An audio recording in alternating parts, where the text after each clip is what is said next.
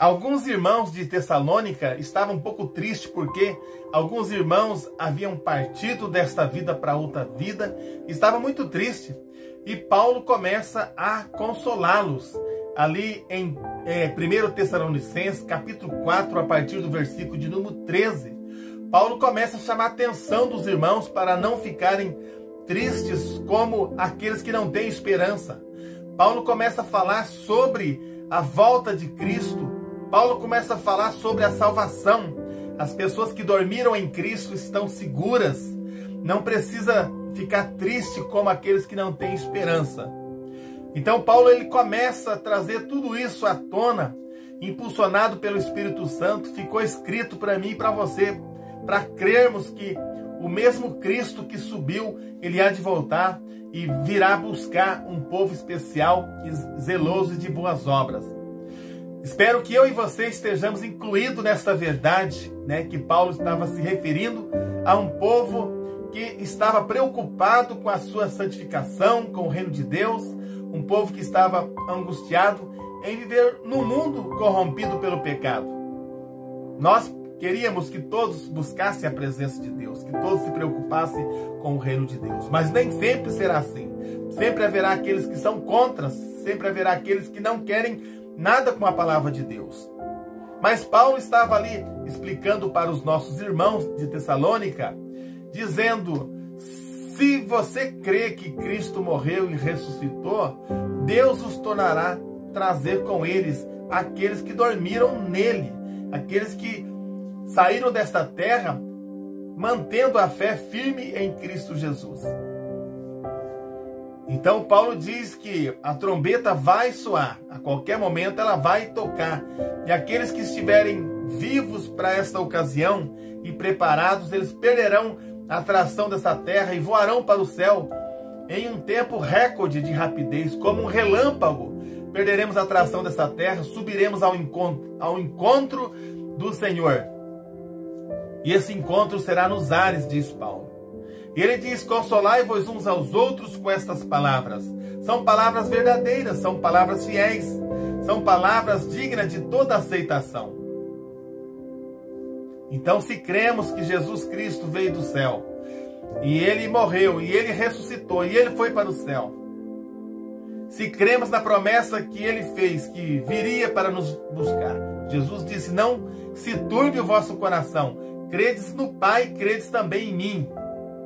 Credes em Deus, credes no Pai, credes, confiai também em mim. E Jesus diz: na casa de meu Pai há muitas moradas. Jesus estava afirmando: e aonde eu estiver, eu quero que vocês estejam comigo. Então são palavras fiéis e verdadeiras, que jamais cairão por terra, porque foram palavras do próprio Mestre, do próprio Senhor Jesus Cristo, que não faz acepção de pessoas. Em qualquer lugar do mundo em que foi pregada essa palavra, anunciado o Evangelho, aqueles que crerem receberão a salvação pela fé.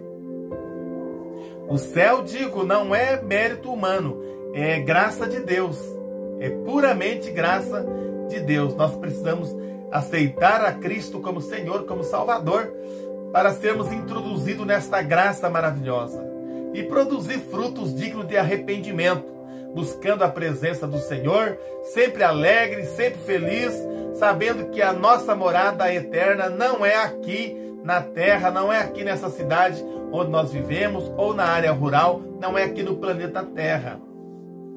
Nós estamos de passagem. Paulo deixou isso bem claro, que as trombetas soarão e os céus se rasgarão, e o Senhor enviará os seus anjos para nos buscar e levar para as mansões celestiais. Estejamos preparados para esse momento do arrebatamento da igreja. Como que se dará isso? Num abrir e fechar de olhos, num tempo recorde, como um relâmpago, nós subiremos para o céu. E aqueles que dormiram em Cristo ressuscitarão primeiro. Depois nós, que ficarmos vivos, seremos transformados em um abrir e fechar de olhos e subiremos para encontrá-los nos ares. E de lá, o Senhor Jesus nos transportará para o céu, para o paraíso. É uma esperança viva, muito clara, muito transparente. E é pela fé. Quando nós cremos nessa promessa, é porque nós cremos no poder de Deus e não podemos limitar esse poder de Deus de ressuscitar, de transformar Enfim, Deus faz o que Ele quiser. Deus, Ele é todo poderoso. O próprio Senhor Jesus Cristo, Ele ficou no seio ali da terra, ficou ali no túmulo por 3 dias, mas no terceiro dia Ele ressuscitou e se apresentou vivo entre muitas testemunhas. E todos puderam vê-lo e tocar nele e contemplar que era realmente Jesus Cristo que havia ressuscitado. Isso foi muito maravilhoso, porque aquele Jesus que estava todo ensanguentado, com a coroa de espinhos sobre a sua cabeça, rasgado, moído, pregado ali naquela cruz, agora estava diante deles ali, vivo, dizendo: vede que sou eu mesmo. Mostrou-lhes as mãos e disse: tocai-me e vede, porque um espírito não tem carne nem ossos, como vocês estão vendo que eu tenho. E eles apalparam ali Jesus, constataram que era ele mesmo. Depois ofereceram-lhe parte de um peixe assado, um favo de mel. Jesus tomou em suas mãos, se alimentou na presença deles. Tudo isso aconteceu literalmente. Depois foi levado para fora ali no Monte das Oliveiras, e ali o Senhor Jesus Cristo teve a sua ascensão aos céus, na presença de uma multidão de pessoas que puderam contemplar a subida dele para o céu. E ficou registrado essa passagem para nós crermos e confiarmos inteiramente no Senhor. Muito bem, se você ainda não se inscreveu no meu canal, é Odair Ribeiro, seja um sucesso. Inscreva-se e compartilhe os nossos vídeos. Até lá, até o próximo vídeo, até lá, um forte abraço, Deus abençoe.